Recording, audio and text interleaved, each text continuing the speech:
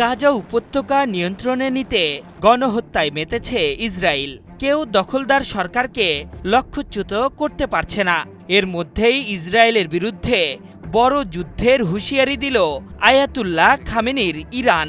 ইসলামী প্রজাতন্ত্রের দিকে চোখ তুলে তাকালেও তার পরিণতি হবে ভয়াবহ। দখলদারদের সাথে এবার যে যুদ্ধ হবে তাতে কঠোর জবাবের হুমকি দিয়েছেন ইরানের পররাষ্ট্রমন্ত্রী আব্বাস আরাকচি।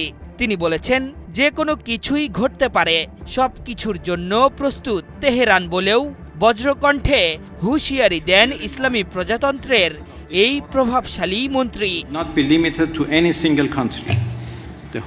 সৌদি আরবের জেদ্দায় ওআইসির জরুরি সম্মেলনে অংশ নিয়েছেন ইরানি পররাষ্ট্রমন্ত্রী আব্বাস আরাকচি।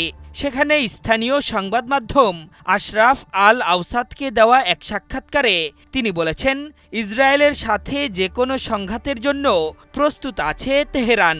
এর আগে 12 দিনের সংঘাতে ইসরায়েল ও আমেরিকা তাদের লক্ষ্য অর্জনে ব্যর্থ হয়েছে, কারণ তাদের আগ্রাসনের জবাব দিয়েছিল ইরান। এবার এমন কিছু চেষ্টা করলে একই জবাব পাবে তারা, আরও কঠিনভাবে।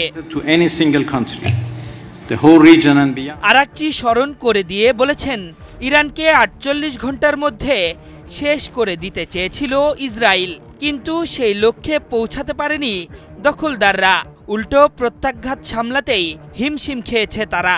শেষ পর্যন্ত নিঃশর্তে যুদ্ধ চুক্তিতে সম্মত হয়েছিল তেল আভিভ। এজন্য সেটি আমরা মেনে নিয়েছিলাম, কিন্তু তারা তাদের সেই প্রতিশ্রুতি ভুলে আবারও উস্কানি দিতে শুরু করেছে। আরাকচির এমন হুঁশিয়ারি এমন এক সময় এলো যখন সিরিয়া ও ইয়েমেনে মুহুর্মুহু বোমাবর্ষণ করে যাচ্ছে দখলদার সেনারা। পাশাপাশি ইরান সমর্থিত সশস্ত্র গোষ্ঠীগুলোকে নিরস্ত্র করতে নানা পায়তারা শুরু করেছে ওয়াশিংটন। মূলত নিজেদের অস্তিত্বে আঘাত আসতেই বড় যুদ্ধের ইঙ্গিত দিল দেশটির পররাষ্ট্রমন্ত্রী। এদিকে ইয়েমেনের রাজধানী সানাতে হুথিদের প্রেসিডেন্সিয়াল ভবন উড়িয়ে দিয়েছে দখলদার ইসরায়েল। সশস্ত্র সংগঠনটিকে দীর্ঘদিন ধরেই সমর্থন করে আসছে ইরান। অন্যদিকে লেবাননের হিজবুল্লাহকেও একইভাবে সমর্থন দিয়ে আসছে দেশটি। এই দুই গোষ্ঠীর ওপর হামলার চাপ সৃষ্টি করে তেহরানকে একটি বার্তা দিতে চাইছে ওয়াশিংটন।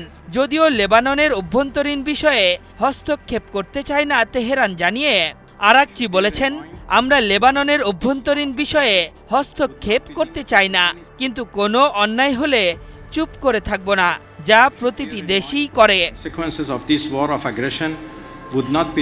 আশরাফুল ইসলাম, ৭১।